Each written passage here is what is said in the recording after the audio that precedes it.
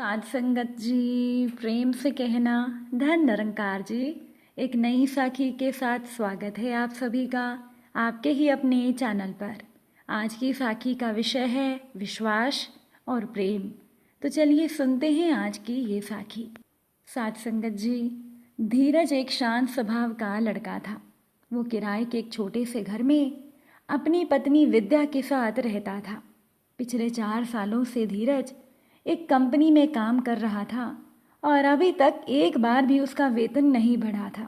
धीरज बार बार सोचता था कि वो अपने बॉस से वेतन बढ़ाने के बारे में कहे, लेकिन हर बार संकोचवश वो कुछ कह नहीं पाता था। लेकिन एक दिन धीरज ने निश्चय किया कि आज मैं अपने बॉस से ज़रूर बात करूँगा। विद्या ने भी पति की हिम्मत बढ़ाई और पति के हाथों में लंच थमाते हुए ऑल द बेस्ट कहा।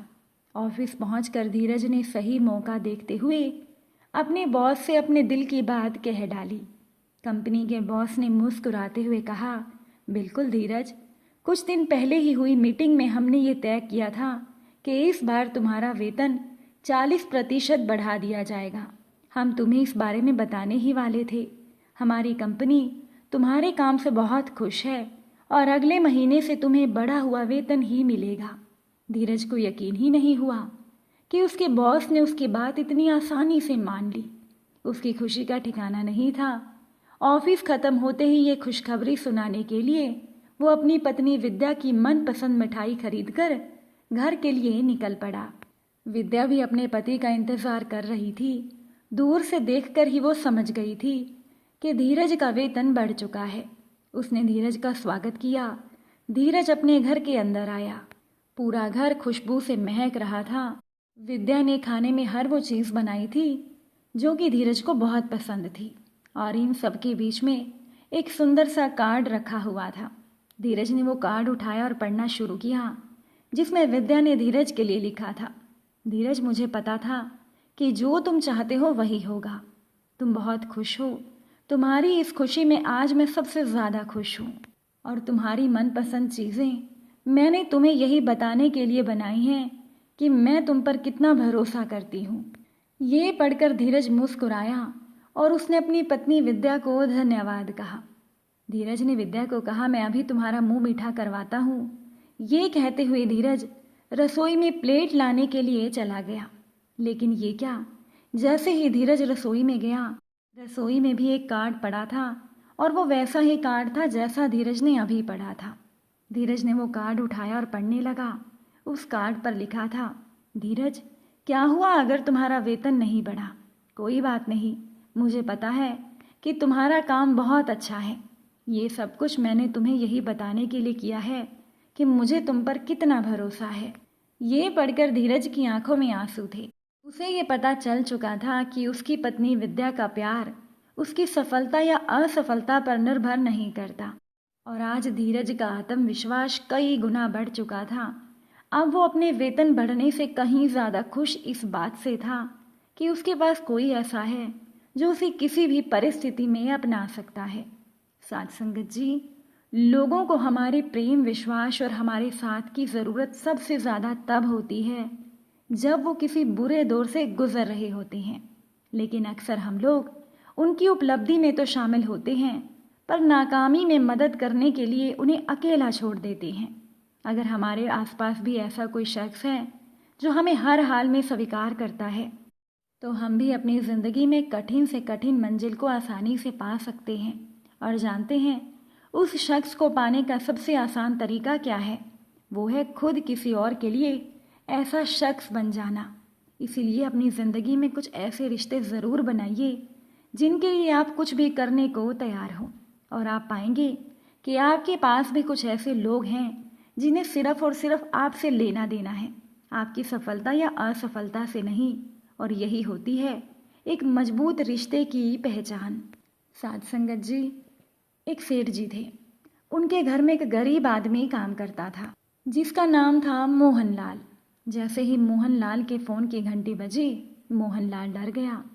तब सेठ जी ने पूछ ही लिया, मोहनलाल, तुम अपनी पत्नी से इतना क्यों डरते हो?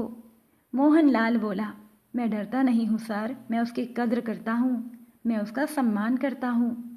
ये सुनकर सेठ जी हंसे और बोले, ऐसा क्या है तुम्हारी पत्नी में, ना सूरत है ना पढ़ी लिखी है। तो मोहनलाल का जवाब था, कोई फर्क नहीं पड़ता सर, वो कैसी भी है, पर मुझे सबसे प्यारा रिश्ता उसी का ही लगता है।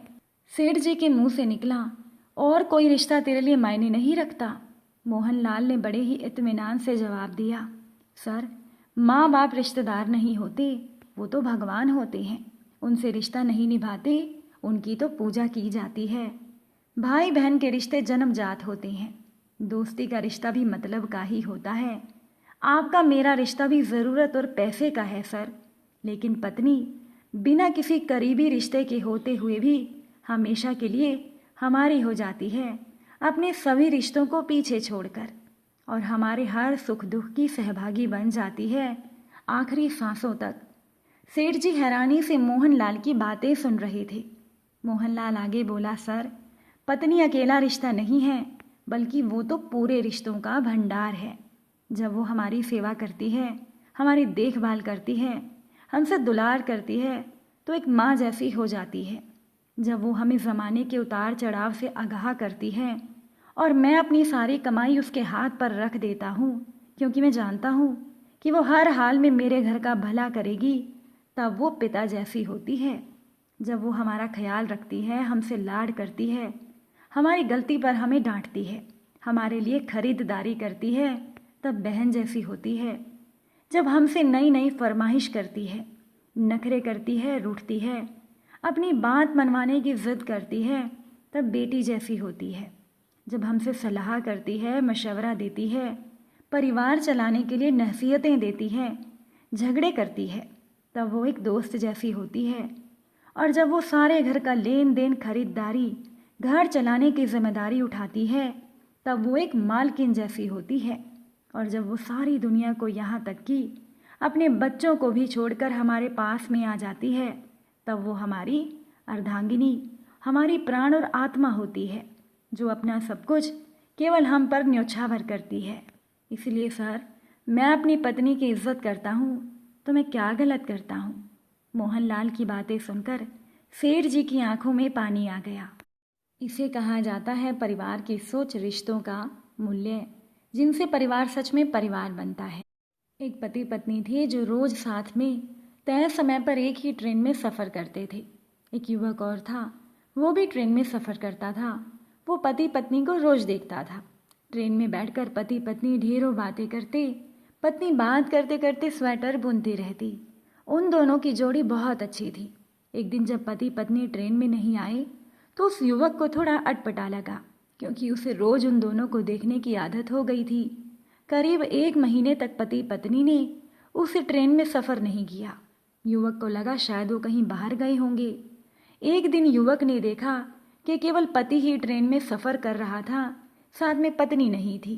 पति का चेहरा भी उतरा हुआ था, अस्त व्यस्त कपड़े थे और दाढ़ी भी बढ़ी हुई थी।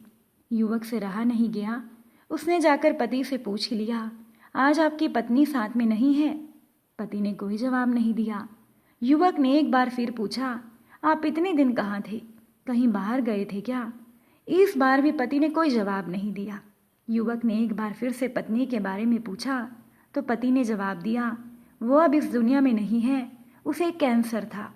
ये सुनकर युवक को अचानक झटका लगा। फिर उसने संभल कर और बातें जाननी चाही।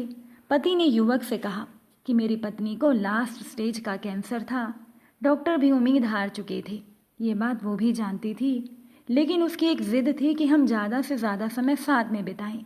इसलिए रोज़ जब मैं ऑफिस जाता तो वो भी मेरे साथ आ जाती।